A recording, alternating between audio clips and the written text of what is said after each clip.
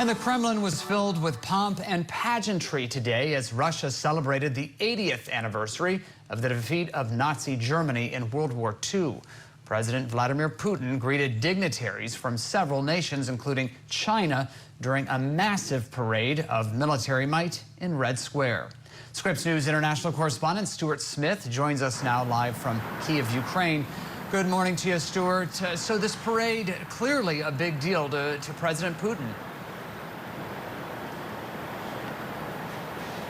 It's a big deal every year, but particularly 80 years since the Soviet Union helped defeat Nazi Germany with allies in Europe and in the United States. And of course, this time, though, Xi Jinping was there as well. China also part of World War II efforts and there to remember China's contribution. He's not been present, and nor have many international leaders been present at these Victory Day parades for many years with that Ukraine-Russia war going on. But this year, it was felt it was important enough that these leaders should attend, and many others did as well, though there was major concern about whether security could be guaranteed for these participants and for the equipment and Russian soldiers that would be marching through Moscow's Red Square, with Ukrainian President Vladimir Zelensky saying he couldn't guarantee the safety of any of the attendees. As the days gone by, though, it's been clear it's gone off without a hitch, though mobile data was turned off across many of Russia's regions, so it was impossible to get a signal out in Russia. That affected delivery, ATMs,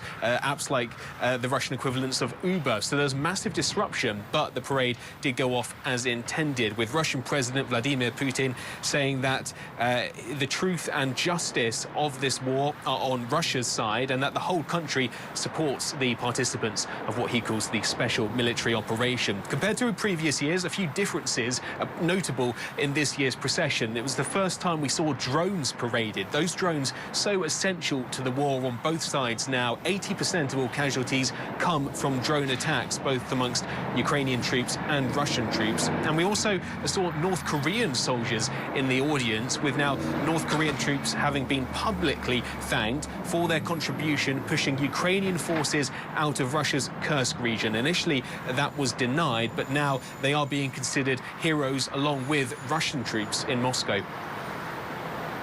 Hey, Stuart, we're hearing reports, too, that President Trump spoke with Ukrainian President Vladimir Zelensky by phone yesterday. Do we know anything about that phone call? What was discussed?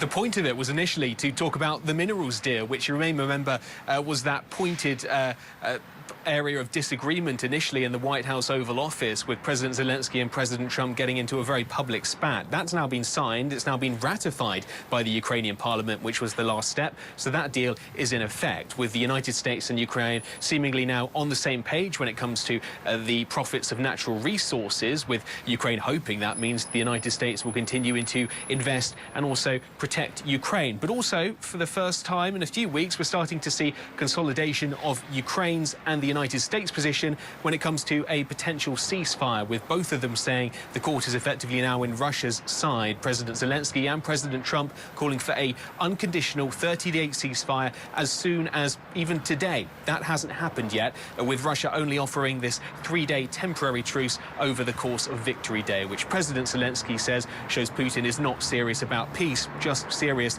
about trying to protect his parade. And so now it's Vladimir Putin who needs to respond to this, with Vice President J.D. Vance saying Russia cannot expect to have all of its demands met in these negotiations. It's going to have to give up certain areas that it disagrees with. It's wanting too much at the moment for any kind of potential ceasefire and agreement between Ukraine and Russia. At the moment, the sides are still too far apart. Talks for that ever-elusive peace deal continue. International correspondent Stuart Smith reporting for us live from Kiev. Stuart, thank you so much.